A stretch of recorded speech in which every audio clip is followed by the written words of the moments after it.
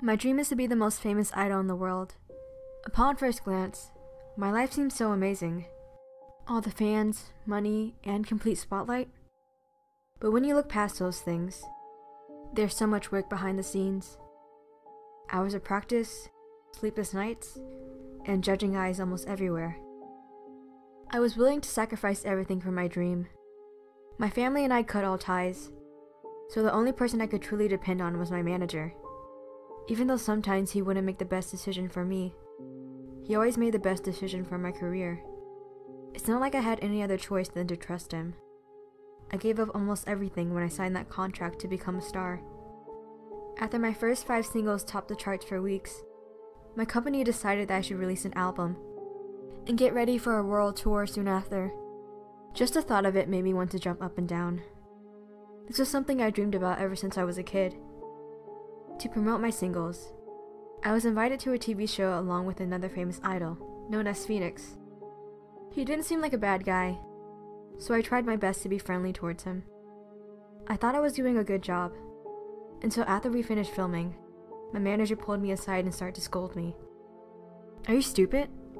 Don't you know gossip outlets love to twist the narrative when they see you hanging out with guys like this?" My first reaction was to defend myself, but he cut me off. "I'm just looking out for you and your career. The only person sabotaging you is yourself." I held back tears as he kept screaming at me. Once he finished, he took one last look at me and said, "You need to smile more. You'll never be a star with that face." The day the episode aired, it was revealed that Phoenix was involved in a drug scandal.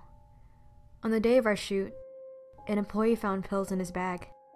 Even though he denied it and acted like he didn't know how they got there, the damage was already done to his career.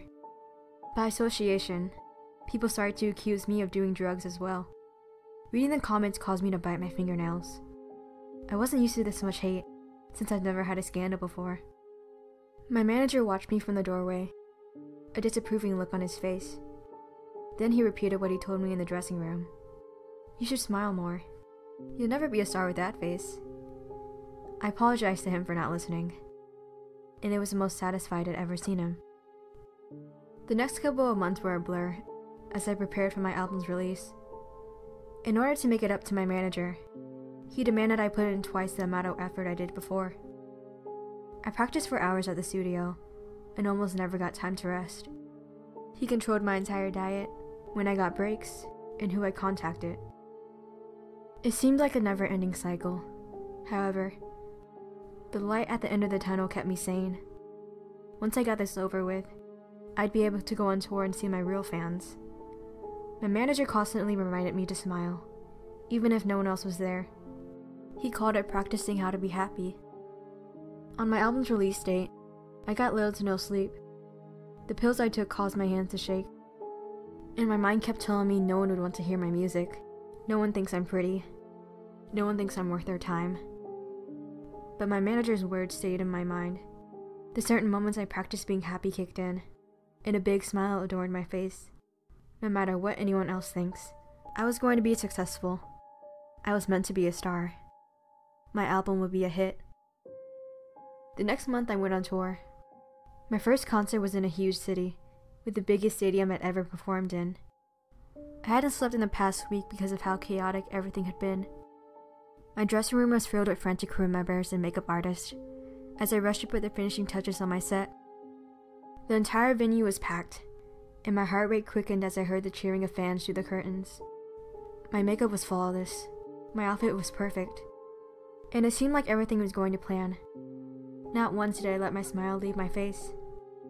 I caught a glimpse of my manager while looking at my reflection in the mirror. He was focused on his phone, but I could tell he wasn't smiling. The voice in the back of my head told me to give him a permanent smile, so I grabbed the scissors the makeup artist left on my vanity. Even though he tried to resist, I knew this is what he needed. If I was happy, he should be too.